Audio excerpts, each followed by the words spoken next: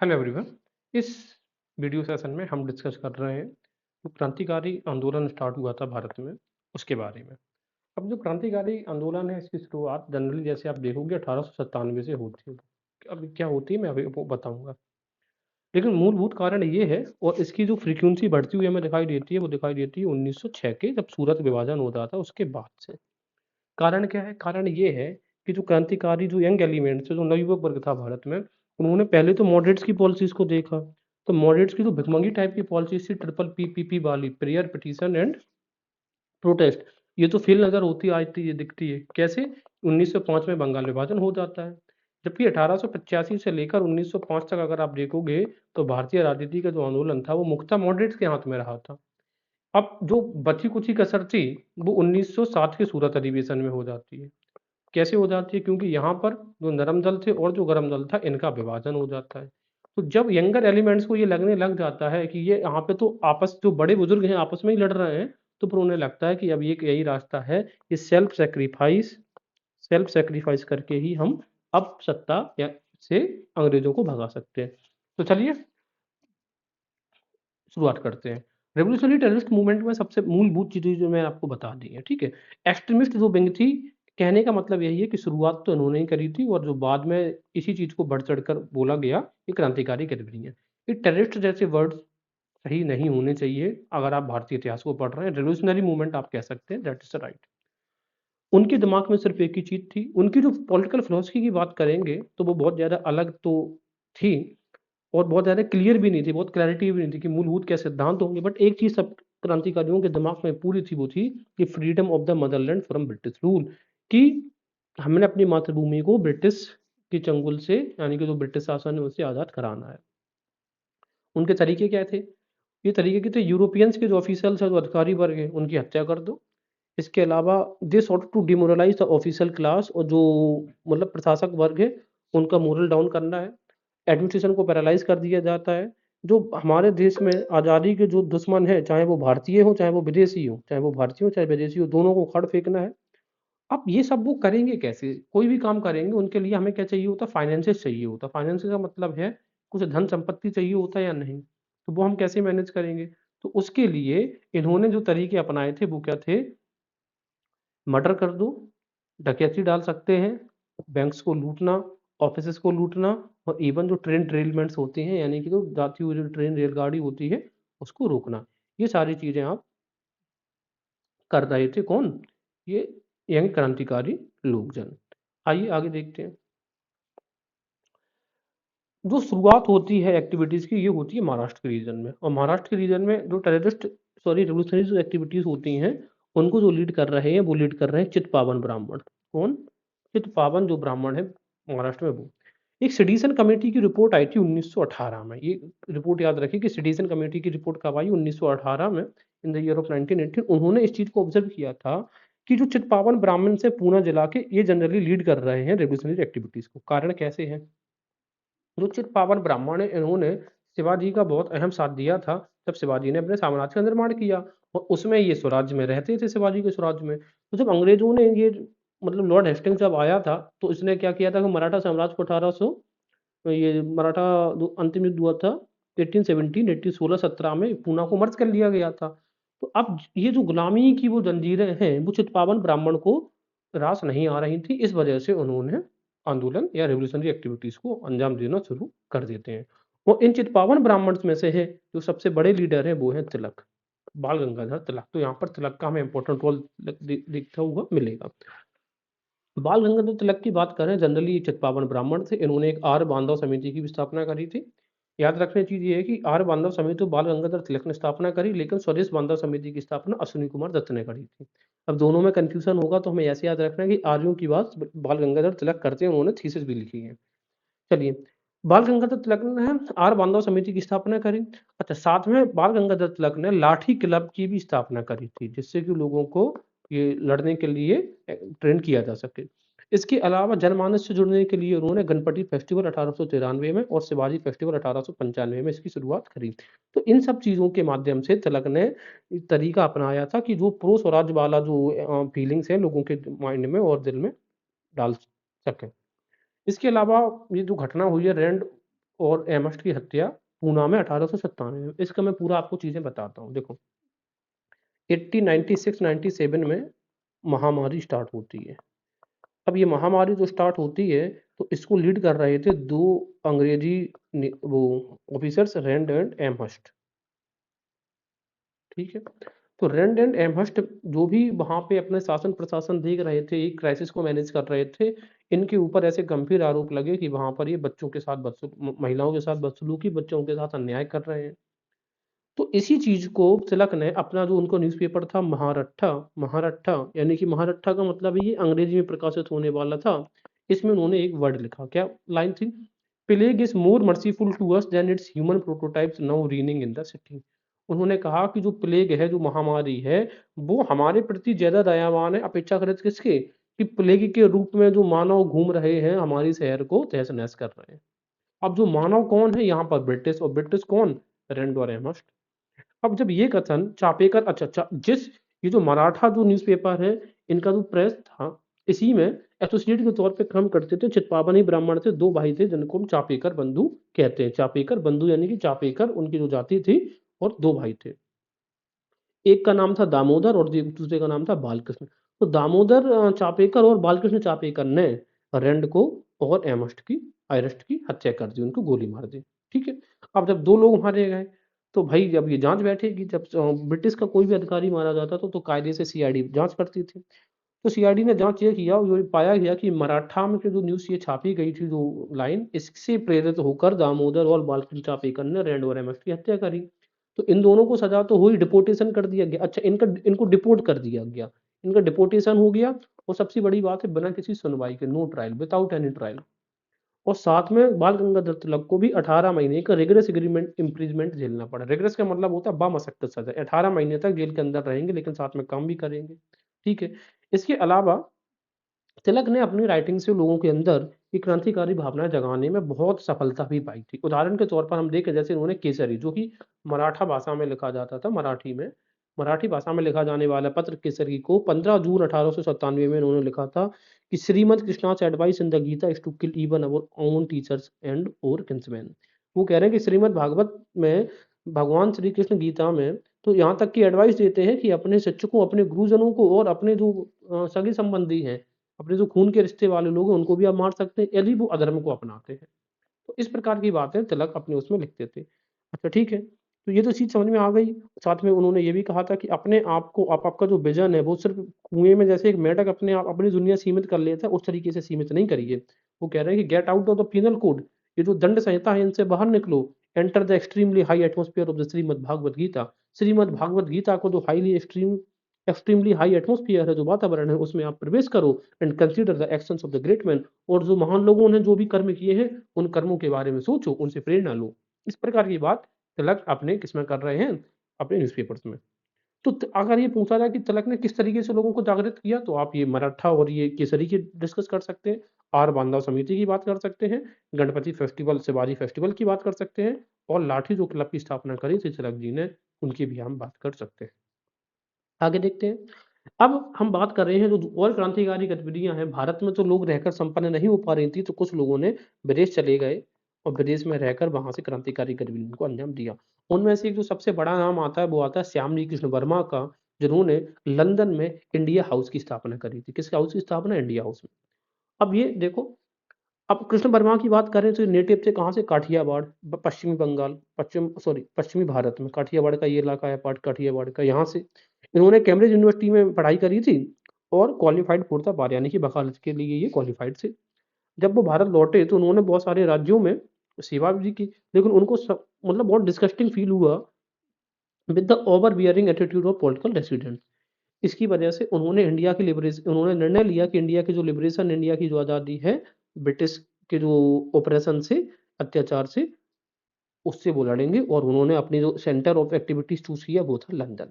1905 में, वर्ष 1905 में श्यामजी कृष्ण वर्मा ने वहाँ लंदन में इंडिया होम रूल सोसाइटी की स्थापना करी। क्या है? इंडिया होम रूल सोसाइटी, और जिसको कि फेमसली तौर पे इंडिया हाउस जानते थे। अब इंडिया हाउस क्यों? क्योंकि जो भी क्रांतिकारी जाते थे यहीं से ऑपरेट करते थे। अब बात ये है ये सालाना एक सॉरी मंथली एक जर्नल यानी कि पत्रिका प्रकाशित होती थी इंडिया हाउस की, नाम था द इंडिया सोशियोलॉजिस्ट। पूछा जाता है कि इंडियन सोशियोलॉजिस्ट किसकी पत्रिका थी या फिर किस ग्रुप से संबंधित। तो Indian sociologist Indian home rule society से रिलेटेड थी या फिर इंडिया हाउस, और नाम व्यक्ति का आ जाएगा तो श्यामजी कृष्ण वर्मा। ठीक है।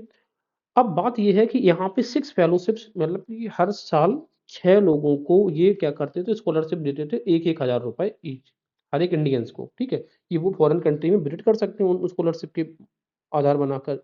जल्द ही जो इंडियन हाउस था ये सेंटर बन गया था अन एक्टिविटीज़, मतलब बहुत सारे लोग यहाँ पर अपनी एक्टिविटीज़ आके अंजाम दे रहे थे। एक ग्रुप ऑफ इंडियन रेवोल्यूशनरीज़ इंक्लूड, अब कौन-कौन इसमें भाग भाग शामिल थे? बीडी सावरकर थे, लाला हरदयाल थे, ये कैलिफोर्निया में भी एक्टिव रहेंगे। मदन लाल ढींगरा ने भी अपनी इसी इंडियन हाउस के मेंबर्स थे और यहीं से अपनी गतिविधियों को अंजाम भी देते हैं। अगर हम बीडी सावरकर की बात करें तो बीडी जो सावरकर जी थे, ये यंग ग्रेजुएट से फर्ग्यूसन कॉलेज में इन्होंने पढ़ाई करी थी। अब ये फर्ग्यूसन जो कॉलेज है वही कॉलेज है जो तिलक जी की अध्यक्षता में चलता था पूना में। और कृष्ण वर्मा ये जो स्कॉलरशिप चलाते थे, वो स्कॉलरशिप बीडी सावरकर को मिल गई थी। तो बीडी सावरकर इस तरीके से 1904 में, ठीक है, ये चले जाते हैं कहाँ पर, ये इंडिया हाउस चले जाते हैं। हालाँकि बीडी सावरकर ने इससे पहले कुछ एसोसिएशन की एस्टेब्लिशमेंट किया था, जैसे कि मित्र मेला 1899 में, जो कि उन्होंने 1904 में जो एक सीक्रेट सोसाइटी की स्थापना करी थी जिसका नाम था अभिनव भारत। तो मित्र मेला की स्थापना तो शुरुआत करी गई थी 1899 में, बट इन्होंने और अभिनव भारत की स्थापना करी गई थी 1904 में। तो मित्र मेला को उन्होंने इसी वर्ष अभिनव भारत में ही मिला दिया और नई संस्था चलने लग गई अभिनव भारत। अच्छा, दूसरी चीज़ ये है, और स सबसे बड़ी बात ये जो अभिनव भारत है ये कहाँ से प्रेरित थी? जो मेजनी की यंग इटली था वहाँ से प्रेरित थी। आगे हम देखेंगे कि यही जो संस्थान है इंडिया सोसाइटी, इसके कुछ व्यक्ति का नाम है पांडुरंग महादेव बापट। इनको बॉम्ब बनाने के लिए कहाँ रसिया में ट्रेनिंग के लिए भेजा गया था और इनकी एक बुक है बॉम्ब मैनुअल, ठीक है? और किस समिति की थी? ये अभिनव भारत की, है ना? अभिनव भारत जो समिति थी, इसी के सदस्य थे पांडुरंग महादेव बापट। आगे देखते हैं बीडी सावरकर के बारे में। अब ये है कि जब बीडी सावरकर ये इंडिया हाउस में थे तो Madan Lal Dhingra, sorry, India house में 1900 में इंडिया हाउस में सेलिब्रेट किया गया golden jubilee of the Indian revolt of 1857 का रिवॉल्ट हुआ था, उसकी गोल्डन जुबली। यहीं पर वीर दामोदर सावरकर ने इसको वॉर ऑफ इंडिपेंडेंस बोला था। सावरकर का व्यू जो था आने वाली, अब उनके जो भी विचार थे, उनकी एक बुक थी उसका नाम था the Indian war of independence 1857, इसमें प्रकाशित किए जाते हैं। तो इंडियन वॉर ऑफ इंडिपेंडेंस किसकी पुस्तक है? बीडी सावरकर की। अनदर पैम्फलेट, दूसरा पैम्फलेट था जिसका टाइटल हुआ करता था ग्रेव वार्निंग। ये भी लंदन में सावरकर जी ने स्टार्ट किया था और पूरी तरीके से प्रचार प्रसारित इस पैम्फलेट का होता था ग्रेव वार्निंग। ग्रेव वार्निंग का मतलब होता है गंभीर चेतावनी, और इसकी बहुत सारी जो कॉपीज हैं वो भारत में भी भेजी गई और यहाँ पे ये बहुत पॉपुलर थी यंग लोगों के अंतर। ठीक है। बात ये थी 1909 में मदन लाल ढींगरा जो कि इंडिया सोसाइटी या इंडिया हाउस के सदस्य थे, इन्होंने विलियम कर्नल जो था विलियम कर्जन बाइली उसको गोली मार दी। Political ADC to the Indian office, ठीक है। अब जब ये गोली मार दी तो भाई मदन लाल ढींगरा पकड़े गए। जब मदन लाल ढींगरा पकड़े जाते हैं तो मदन लाल ढींगरा का जब शव आया तो इनके घर वालों ने भी इनके शव को लेने से मना कर दिया था, और सब लोगों ने मदन लाल ढींगरा पे ये जो प्रपोजल, इंडिया हाउस के लोगों ने ही प्रपोजल लेकर मदन लाल ढींगरा के इस एक्ट को क्रिटिसाइज किया। लेकिन Veer Damodar Savarkar was the only person जिन्होंने अब भी मदन लाल ढींगरा के सपोर्ट में वो खड़े थे। ठीक, उन्होंने कहा कि ये मदन लाल ढींगरा ने जो किया ये बिल्कुल बुरा नहीं किया। अब हुआ क्या जरा देखते हैं। तो अब धरपकड़ स्टार्ट होगी, इंडियन हाउस को अब तहस-नहस किया जाएगा। इसी के चलते श्याम जी जो कृष्ण वर्मा थे वो लंदन छोड़ के कहाँ पे चले गए, पेरिस चले जाते हैं। इस प्रकार से जो एक्टिविटीज़ थी इंडियन हाउस की तो लंदन की वो अब रैप अप कर दी जाती हैं। ठीक है? तो अब हमें ये देखना होगा कि वीर दामोदर सावरकर ने एक इंडिया सोसाइटी नाम की भी स्थापना लंदन में करी थी। उन्होंने अपनी अलग से करी थी। ठीक है? एस्टेब्लिश्ड बाय सावरकर, लेटर बाद में इसको मैडम भीकाजी कामा को हैंडओवर करके ये सब लोग चले जाते हैं।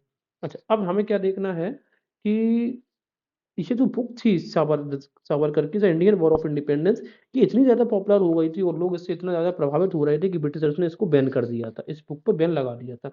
अब चूँकि बुक को बैन कर दिया गया तो ये बड़ी मुश्किल हो गई थी कि लोग पढ़ें कैसे? तो चोरी-चुपके पार्ट एंड पार्सल में इस बुक को पब्लिश किया जाता था। इसको बोला जाता था पिकविक पेपर्स या फिर स्कॉट वर्क्स, ठीक है? तो ये चीज़ें हैं। तो पूछ लिया था कि पिकविक पेपर्स स्कॉट्स वर्क किससे रिलेटेड है? The Indian war of independence 1857 BD Savarkar की ये पुस्तक है। अच्छा, मदन लाल ढींगरा जी को ये कहाँ पर इनको फांसी पर लटकाया गया था? एट पेंटनविले प्रिजन है वहाँ पे इंग्लैंड में, वहाँ पे लंदन में। ये चीज़ें डिस्कस करी। तो अब क्या हुआ, अब यहाँ पर देखो अभी क्या जो साबरकर जी हैं 1909 में यहीं पर ये लंदन में ही है, बात समझ में आ रहा है? अब हुआ ये है कि 21 दिसंबर 1909 को महाराष्ट्र में एक जैक्सन नाम का एक डिस्ट्रिक्ट मजिस्ट्रेट था डीएम, इसकी हत्या कर दी। किसने? आनंद अनंत करकरे ने। किसने हत्या कर दी? अनंत करकरे ने।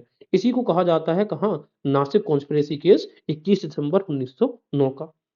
अब ये जो बात हुई ये ये जो मतलब जो दारोमदार आया कि किसने मारा किसने मरवाया, तो नाम आया अभिनव भारत सोसाइटी का। और अभिनव भारत सोसाइटी किसने स्टार्ट करी थी? सावरकर जी ने। किसने स्टार्ट करी है? सावरकर ने। तो हुआ ये है कि सावरकर जी को यहाँ से पकड़ के, इंग्लैंड से पकड़ के अब ये लाएंगे कहाँ पे? इंडिया में। तो मर्सीली नाम की एक जगह है, मर्सीलिया, कहाँ पे है? फ्रांस में। उसके पास से सावरकर ये मतलब अंग्रेजों से छूटकर भागने में कामयाब हो जाते हैं, लेकिन वो बाद में फिर से पकड़े जाते हैं। ओवरऑल चीज ये है कि अब सावरकर को ये जैक्सन केस में या नासिक कॉन्स्पिरेसी केस में इंग्लैंड से इंडिया लेके आया जाता है और बाद में इनको काले पानी की सजा दे दी जाती है। ठीक है। Abhinav Bharat society at Nasik had members at various places in western India. Abhinav Bharat society के जो सदस्य थे, इनके जो मेंबर्स थे पश्चिमी भारत में बहुत जगह फैले हुए थे। तो अहमदाबाद बॉम्ब केस हुआ था कब? नवंबर 1909 में। सतारा कॉन्स्पिरेसी केस हुआ था 1910 में। Were other cases of terrorist activities in पश्चिमी भारत। पश्चिमी भारत में जो और अधिक जो टेररिस्ट एक्टिविटीज को अंजाम दिया गया था, उनमें अहमदाबाद बॉम्ब केस नवंबर 1909 में और ये सतारा कॉन्स्पिरेसी केस 1910 में। तो इस हम ये देखते हैं कि ये जो नासिक कॉन्स्पिरेसी केस हुआ था, यहीं पर बीडी सावरकर और गणेश सावरकर को सेलुलर जेल अंडमान भेज दिया जाता है। अब बात ये है कि अगर यहाँ पर हमें लगाने के लिए आता है क्रिम से जनरली जो दे देते थे, अगर देखते हैं 1909 में करजन वायली की हत्या करी गई, ठीक है। नवंबर 1909 में अहमदाबाद बॉम्ब केस होता है कब? नवंबर 1909 में। 21 दिसंबर 1909 को मिस्टर जैक्सन मार दिए जाते हैं, इसी को आप कह सकते हैं नासिक कॉन्स्पिरेसी केस। और 1910 को होता है 10 को सतारा टारा 10 कॉन्स्पिरेसी केस। चलिए, एग्जाम में इस प्रकार का जो क्रेम है वो पूछा जाता है। आगे देखेंगे रेवोल्यूशनरी मूवमेंट बंगाल में जरा शुरुआत करते हैं। रेवोल्यूशनरी मूवमेंट कैसे? तो बंगाल में जो रेवोल्यूशनरी मूवमेंट है, जैसे महाराष्ट्र में चित्पावन ब्राह्मण्स ने स्टार्ट किया था, उसी तरीके से मद्रास का जो ग्रुप था वो था, जो कम्युनिटी थी वो थी भद्रलोक क्लास। ये हमेशा से एलिट वर्ग के क्लास थे और हमेशा प्रशासन में या फिर इन्होंने सत्ता कायम करी हुई थी। तो अब इनको भी वही ब्रिटिश से वही प्रॉब्लम, सेम प्रॉब्लम जो चित्पावन ब्राह्मण्स को थी। इसी के चलते हुए जो प्रमोद मित्रा थे, इन्होंने एक अनुशीलन समिति की स्थापना करी 1902 में। सिस्टर निवेदिता भी इनसे जुड़ी हुई थी। तो पार्टीशन हुआ था बंगाल का, इससे जो नवयुवक वर्ग था वो बहुत ज्यादा रोष में था और उनके अंदर जो ब्रिटिश गुट को बॉयकॉट करने की और स्वदेश अभिमान की जो कह सकते हैं पॉलिटिकल कॉन्शियसनेस जागी थी, अब वो और दूसरे एरियाज तक जा चुकी थी। इसके अलावा इस और यही बड़ा कारण है कि पार्टीशन ऑफ बंगाल को 12 दिसंबर 1911 को ये घोषणा कर दी गई कि बंगाल का जो पार्टीशन है उसको रद्द कर दिया जाएगा। आगे देखते हैं। तो अनुशीलन समिति 1902 प्रमोद मित्रा, ये सबसे इंपॉर्टेंट पॉइंट याद रखने के लिए है। 1905 में बरिंद्र कुमार घोष है, ये ने पब्लिश किया एक न्यूज़पेपर जिसका नाम था भवानी मंदिर। भवानी मंदिर में ये बहुत एक्सटेंसिव एक प्लान मतलब और सॉरी, इस भवानी मंदिर में एक प्लान चाक आउट किया गया था जिसमें रेवोल्यूशनरीज की एक्टिविटीज क्या होंगी, उनके सेंटर क्या होंगे, इन सब की चर्चा करी गई थी। अच्छा, अब 1905 में ही 1905 के बाद हम देखते हैं बरिंद्र कुमार घोष ने जतेंद्र नाथ मुखर्जी के साथ में मिलकर युगांतर ग्रुप की स्थापना करी कब? 1906 में। तो भवानी मंदिर 1905 में, युगांतर ग्रुप 1906 में। युगांतर ग्रुप में और कौन कौन सदस्य थे? भूपेंद्र नाथ दत्त भी थे। ठीक है, सॉरी, एक चीज समझो, बरिंद्र कुमार घोष और जतेंद्र मुखर्जी ने मिलकर युगांतर ग्रुप की स्थापना करी। ये दोनों लोग मिलकर, बरिंद्र कुमार घोष, जतेंद्र मुखर्जी और भूपेंद्र नाथ दत्त, ये तीनों लोगों ने मिलकर अनुशीलन समिति की स्थापना करी है 1907 में। तो एक अनुशीलन समिति 1902 है, एक अनुशीलन समिति 1907 है और एक अनुशीलन समिति आएगी डक्का अनुशीलन समिति पुलंदास के द्वारा, पुलंदास, और ये बनेगी 1908 में, 1908 में। चलिए, युगांतर जो था, युगांतर का मतलब क्या था? न्यू ईरा, यानी का नया नया युग। तो युगांतर की स्थापना 1906 में।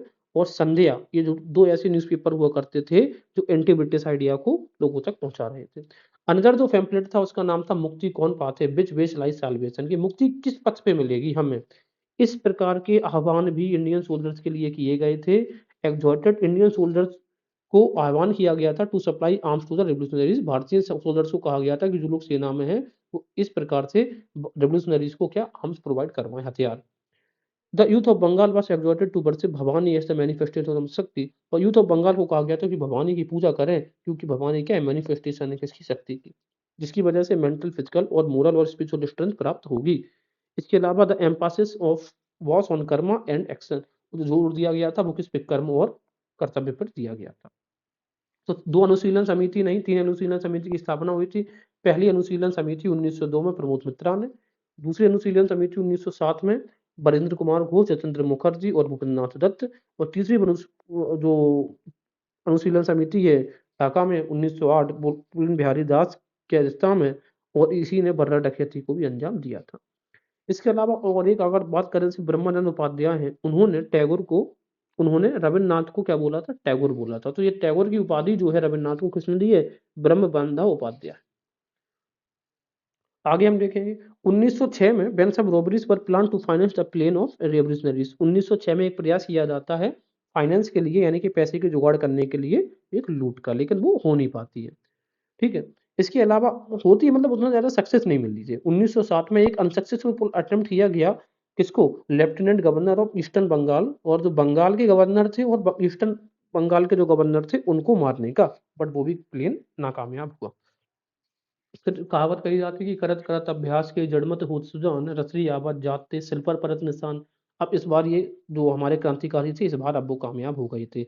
समय था 30 अप्रैल 1908, जगह मुजफ्फरपुर, और इस बार निशाना कोई और नहीं, मिस्टर किंगफोर्ड हुआ करते थे, जो कि आज के बिहार और तब के बंगाल का एक इलाका मुजफ्फरपुर के जज हुआ करते थे। इनके बारे में एक कुख्याति बहुत प्रसिद्ध थी, और वह यह थी कि छोटे छोटे केसेस के लिए हमारे क्रांतिकारियों को बड़ी गंभीर सजाएं दे रहे थे। क्रांतिकारियों ने निशाना बनाया इस बार मिस्टर किंगफोर्ड को, और 30 अप्रैल 1908 को इनके ऊपर बम से हमला किया गया। इस हमले को अंजाम देने वाले दो शख्स थे, प्रफुल्ल कुमार चाकी और खुदीराम बोस। दोनों ने इस आत्मघाती हमले को अंजाम तो दिया था, लेकिन अब बारी थी ब्रिटिश सीआईडी की। ब्रिटिश सीआईडी इनके पीछे लगा दी जाती है कि जिस जो बम फेंका गया, आखिर वो बम किसी न किसी फैक्ट्री में तो अवश्य ही बना होगा। उस फैक्ट्री की तलाश और जिन्होंने बम फेंका था उनकी भी तलाश जारी हो जाती है। प्रफुल्ल कुमार चाकी अब डर गए थे, इन्होंने खुद से आत्महत्या, गोली मारकर आत्महत्या कर ली थी। बाद में खुदीराम बोस पकड़े जाते हैं और फांसी के फंदे पर झूमते हुए नजर आते हैं। बहुत ही कम एज में एक और वीर ने अपना बलिदान दे दिया था।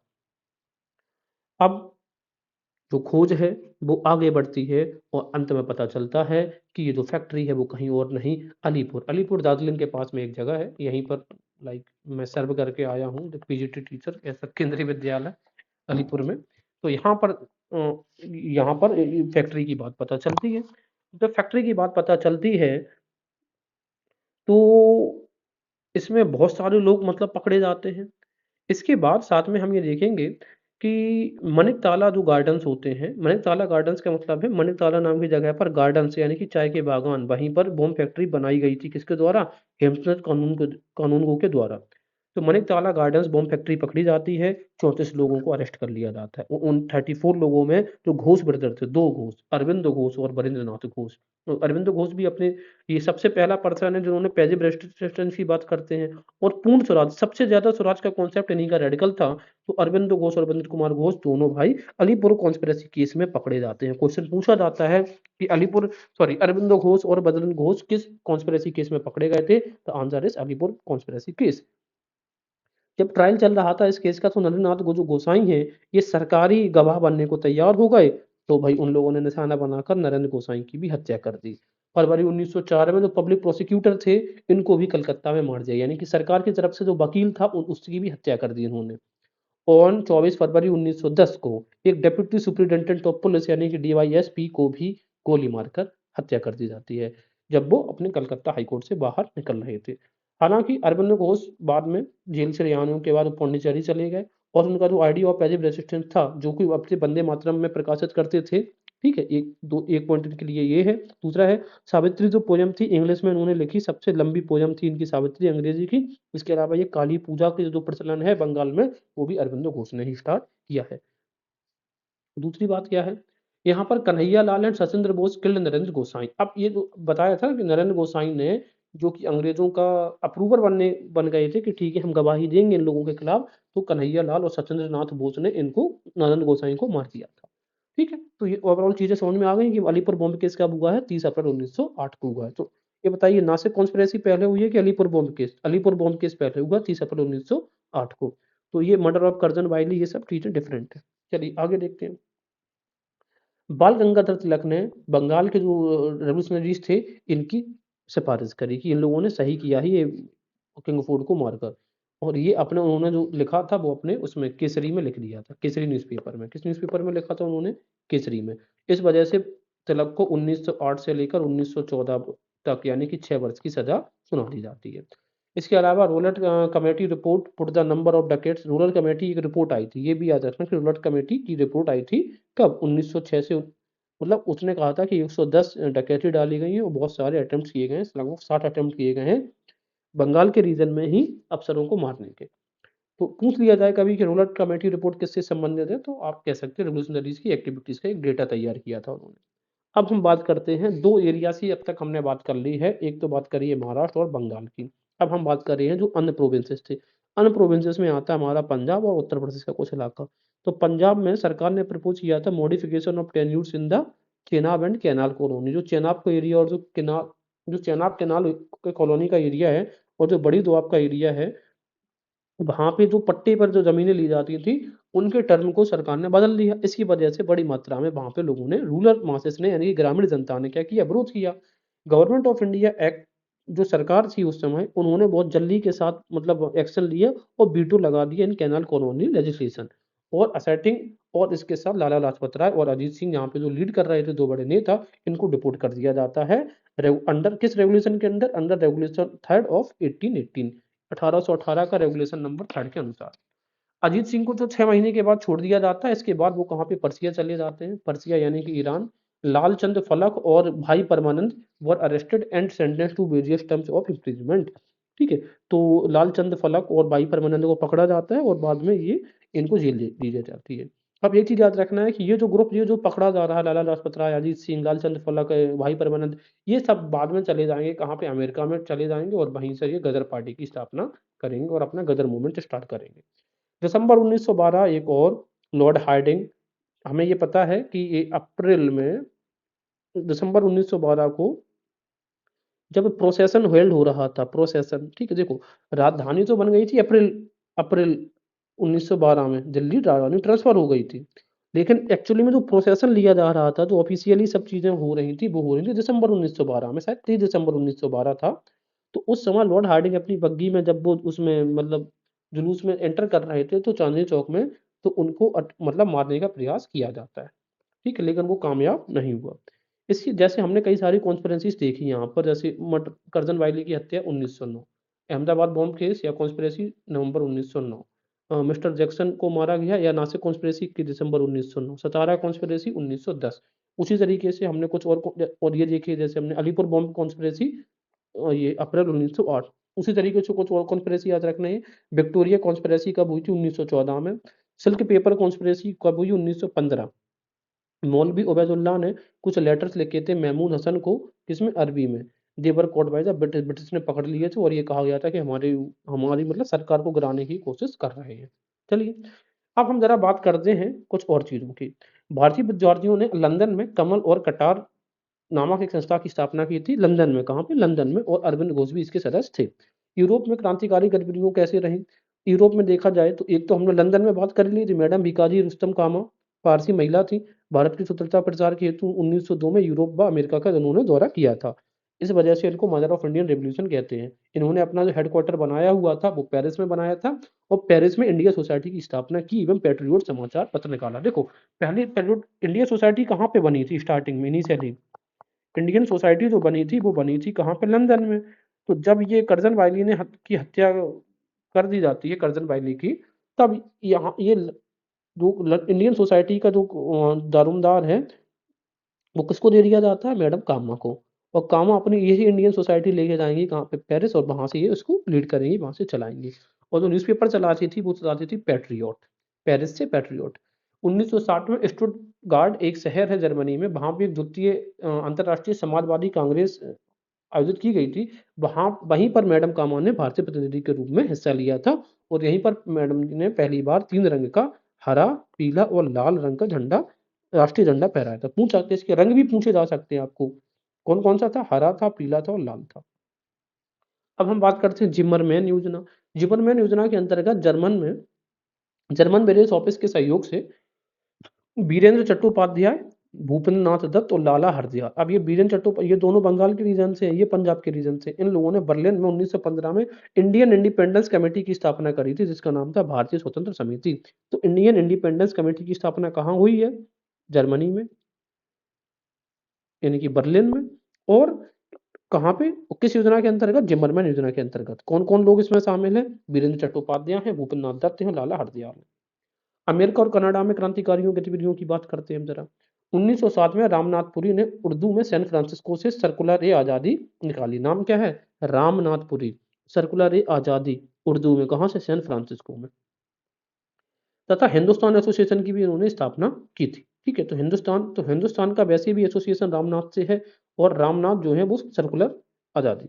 अप्रैल 1908 में वैंकूवर वैंकूवर कहाँ? कनाडा में तारकनाथ दास ने फ्री हिंदुस्तान का प्रकाशन किया। तो हम याद कैसे रखेंगे? जो तारा होता है ना, वो तो हमेशा फ्री रहता है, तो फ्री हिंदुस्तान तारकनाथ दास दास है तो एड्स ऐसे। हाँ, तारकनाथ दास ने 1907 में कैलिफोर्निया में भारतीय स्वतंत्रता लीग, इंडियन इंडिपेंडेंस लीग। अब ये देखो, इंडियन इंडिपेंडेंस लीग, एक है इंडियन इंडिपेंडेंस लीजन, वो करी थी 1941 में, किसने? सुभाष ने, लीजन के नाम से। ये इंडियन इंडिपेंडेंस लीग 1907 में कहाँ? कैलिफोर्निया। देखो कैलिफोर्निया में CALLIFORNIA लिखेंगे तो LL होगा ना, जो CALL, तो LL होगा, तो इससे कैलिफोर्निया हमें पता चल जाएगा, और लीग में L आता है इस तरीके से। गुरुदत्त कुमार ने वैंकूवर में, कनाडा में ही स्वदेश सेवक होम की स्थापना जनवरी 1910 में करी थी। ठीक है, 1910 में गुरुमुखी में स्वदेश सेवक नामक अखबार भी निकाला था। अब हुआ ये क्या? तो कनाडा में और दो लोग एक्टिव, एक तो तारकनाथ दास है, ठीक है, और दूसरे कौन है? GD कुमार। इन दोनों को निकाल दिया जाता, तो ये दोनों लोग आके कहाँ पे सेटल हुए? अमेरिका के सिएटल में। दोनों कहाँ पे सेटल होते हैं? सिएटल में। और इन दोनों ने मिलकर है तो यूनाइटेड इंडिया हाउस यहाँ से स्टार्ट करते हैं। तो एक तो इंडिया हाउस की स्थापना अलग थी, तो इंडिया हाउस, ठीक है, ये तो 1906 में 1905 में एस्टेब्लिश हो गया था। और ठीक 5 साल के बाद यूनाइटेड इंडिया हाउस स्टार्ट हुआ था। 5 दूनी 10 होता है, और नाम में भी यूनाइटेड इंडिया हाउस है। किसने करी थी स्थापना इसकी? तो तारकनाथ दास और GD कुमार ने। गदर आंदोलन की बात करते हैं। मई 1913 में पोर्टलैंड अमेरिका में एक शहर है, हिंदू एसोसिएशन की स्थापना की गई थी। ठीक है, क्या नाम है? हिंदी एसोसिएशन। इसमें कौन कौन थे? काशीराम थे, भाई परमानंद थे, सोहन सिंह भाकना थे, हरनाम सिंह टुंडी लाट ने, इन सब लोगों ने भाग लिया। अब गदर पार्टी के जो प्रथम अध्यक्ष थे, उनका नाम था सोहन सिंह भाकना। तो बहुत सोहन काम किया था गदर की स्थापना करके। महासचिव जो थे लाला, महासचिव लाला नाम सूट भी करता है। और जो कोषाध्यक्ष थे वो कैसे थे? काशीराम मरवोली। तो का से कोषाध्यक्ष और का से काशीराम, या कोई मरवोली मरा हुआ व्यक्ति कोई कोषाध्यक्ष था। नवंबर 1913 में सोहन सिंह भाकना ने हिंद एसोसिएशन ऑफ अमेरिका की भी स्थापना करते हैं। इस संस्था ने गदर हिंदुस्तान गदर नामक अखबार 1857 ईस्वी के विद्रोह की स्मृति में प्रकाशित किया। इसी वजह से इसको हम गदर आंदोलन कहने लग गए। तो एक्चुअल में जो गदर पार्टी थी उसका मूल नाम क्या था? Hind association of America. 1913 में स्थापना होती है।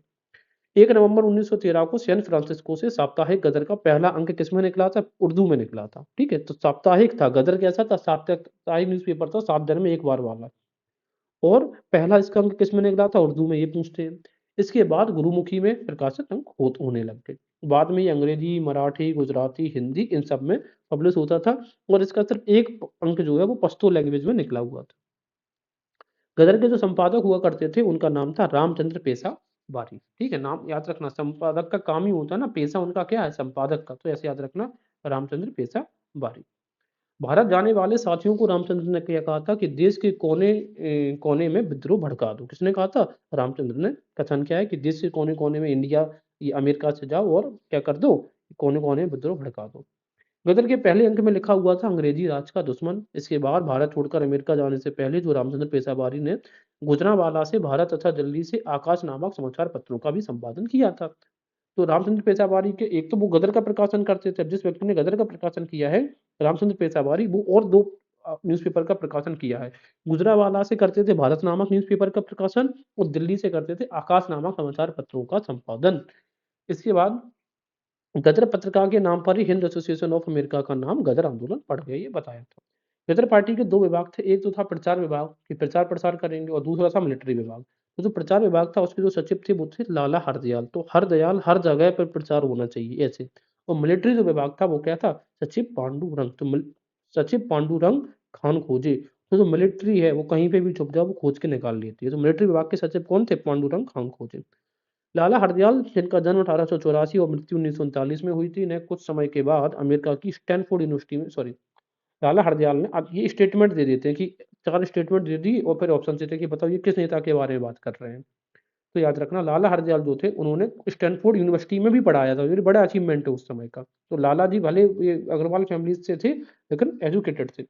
उन्होंने युगांतर सर्कुलर भी जारी किया। तो देखो युगांतर सर्कुलर याद रखना कि ये याद रहेगा हमें, जैसे कि बंगाली लोगों ने किया था, बंगाली जो क्रांतिकारी थे, नहीं किसने किया था, लाला हरदयाल ने, जो कि पंजाब से थे, जिसमें लॉर्ड हार्डिंग पर बम फेंकने की प्रशंसा भी की गई थी। पूछा जा सकता है कि युगांतर सर्कुलर जिसने जारी किया जिसमें लॉर्ड हार्डिंग पर बम फेंकने की प्रशंसा की गई तो कौन थे, तो आंसर होगा लाला हरदयाल। लाला हरदयाल की जो प्रसिद्ध पुस्तक है उसका नाम है हिंट्स फॉर सेल्फ कल्चर, और इनकी मृत्यु 1939 को कहाँ पे हो गई थी, फिलाडेल्फिया, फिलाडेल्फिया में फेल हो गए थे, यानी कि मृत्यु हो जाती है। ये गदर आंदोलन ने सैन फ्रांसिस्को में युगांतर आश्रम, अब ये देखो युगांतर आश्रम अगर हम बात करें इंडिया में तो ये तो था बंगाल में, ठीक है। और लेकिन अगर हम बात करें एब्रॉड तो एब्रॉड कहाँ पे था, युगांतर आश्रम। ये भी पूछा जाता है कि जो युगांतर आश्रम है ये किसका वो हेडक्वार्टर्स रहा करता था, तो गदर आंदोलन का जो हेडक्वार्टर्स वो करता था उसको हम युगांतर आश्रम कहते थे, ठीक है। जैसे इंडिया सोसाइटी अभी हम पढ़ के आए ना, इंडिया हाउस, वो हुआ करता था किनका, वीर दामोदर सावरकर का है, वो लंदन में हुआ करता था। तो अमेरिका में कौन सा था, युगांतर आश्रम किसका, गदर पार्टीज का। आगे देखते हैं, गदर अखबार पर क्या लिखा होता था, अंग्रेजी राज का दुश्मन, ये पंक्ति लिखी होती थी और प्रत्येक अंक में अंग्रेजी राज का कच्चा चिट्ठा नामक एक लेख होता था जिसमें अंग्रेजों की जो कह सकते जो नीतियां थी उनको उजागर किया जाता था। वंदे मातरम गदर आंदोलन का नारा था, ये पूछा गया है कि वंदे मातरम किसका नारा था। तो हमें जनरली कंफ्यूजन हो जाता है कि 1905 का जो असहयोग आंदोलन होगा उसका या फिर कुछ और, लेकिन एक्चुअल में नारा किसका था, ये गदर आंदोलन का था। मोहम्मद बरकतुल्ला, रामचंद्र भगवान सिंह आदि गदर नेताओं ने भारतीयों से भारत जाकर सशस्त्र विद्रोह करने को कहा था कि भारत जाइए और वहां पे सशस्त्र हथियारों के साथ विद्रोह करिए और तहस नहस कर दो ब्रिटिश साम्राज्य को। दक्षिण पूर्वी एशिया यानी कि साउथ ईस्ट एशिया में जो मैं जो कार है वो भगवान सिंह, तो भगवान सिंह को एक्टिव कहाँ पे किया गया था, साउथ ईस्ट एशिया में। और पांडुरंग खान खोजे जो मिलिट्री विभाग के हेड थे इनको कहाँ पे भेजा गया था, ईरान। तो दोनों नाम याद रखना, भगवान सिंह दक्षिण पूर्वी एशिया में जैसे लोग भगवान को मानते हैं तो भगवान सिंह, और पांडुरंग पांडुरंग ईरान, इस तरीके से। करतार सिंह सराभा और रघुवर दयाल, ये दो गुप्त, रघु दयाल नाम क्या है, करतार सिंह सराभा और रघुवर दयाल गुप्त जैसे गदर कार्यकर्ता भारत आ गए, लेकिन पंजाब में गदर कार्यकर्ताओं का कोई उत्साह नहीं आया। यानी कि अमेरिका में तो बहुत ज्यादा एक्टिव थे लेकिन जब ये सब पंजाब आए कि चलो यहाँ पे क्रांति करेंगे, बट यहाँ पर कुछ ज्यादा खास सफलता हासिल नहीं कर पाए। एसएस तोसामारू जहाज 29 अक्टूबर 1914 को भारत पहुंचा। जब जहाज सिंगापुर रुका तब परमानंद के भाषण से भारतीय सैनिकों की में क्रांतिकारी भावना जागृत हो गई। पूछते हैं कि किसके भाषण से, भाई परमानंद ने ऐसा भाषण दिया कि भारतीय सैनिक परम आनंद में पहुंच गए और वो क्रांतिकारी भावना उनमें जागृत हो जाती है। आगे देखते हैं, प्रथम लाहौर षड्यंत्र केस कब हुआ है, 21 फरवरी 1915 को हुआ है। रास बिहारी बोस ने इस विद्रोह की तिथि निश्चित की थी, कब, प्रथम विश्व युद्ध के समय। किसके द्वारा किया गया, गदर पार्टी के द्वारा। तो ये प्रथम लाहौर षड्यंत्र जैसे, दूसरा लाहौर षड्यंत्र किस किसके कहा जाता है, ये 28 दिसंबर 27 दिसंबर 1928 को जो भगत सिंह सुखदेव भगत सिंह ने ये सॉन्डर्स की हत्या कर दी थी, उसको कहा जाता है दूसरा लाहौर षड्यंत्र के। तो पहला लाहौर षड्यंत्र कब है, 21 फरवरी 1915 को है, ठीक है। इसके लिए गदर समाचार पत्र में विज्ञापन प्रकाशित करवाया गया था, ये जो लाहौर षड्यंत्र इसके लिए क्या, कि आवश्यकता है वीर सिपाहियों की, वेतन होगा मृत्यु, पुरस्कार होगा शहादत और पेंशन होगी स्वतंत्रता, युद्ध क्षेत्र कहाँ पे, भारत में। तो ये बहुत ही ज्यादा इंस्पायरिंग लाइन है, आप ये देख सकते हैं। गदर कार्यकर्ताओं ने रास बिहारी बोस को अपना नेता बनाया था। रास बिहारी बोस बहुत एक्टिव थे और रास बिहारी बोस जो थे फॉरेस्ट रिसर्च इंस्टीट्यूट जो है इंडिया इंस्टीट्यूट देहरादून, उसमें भी इन्होंने काम किया था। लेकिन सरकार ने 1915 में भारत में गदर आंदोलन को कुचल दिया।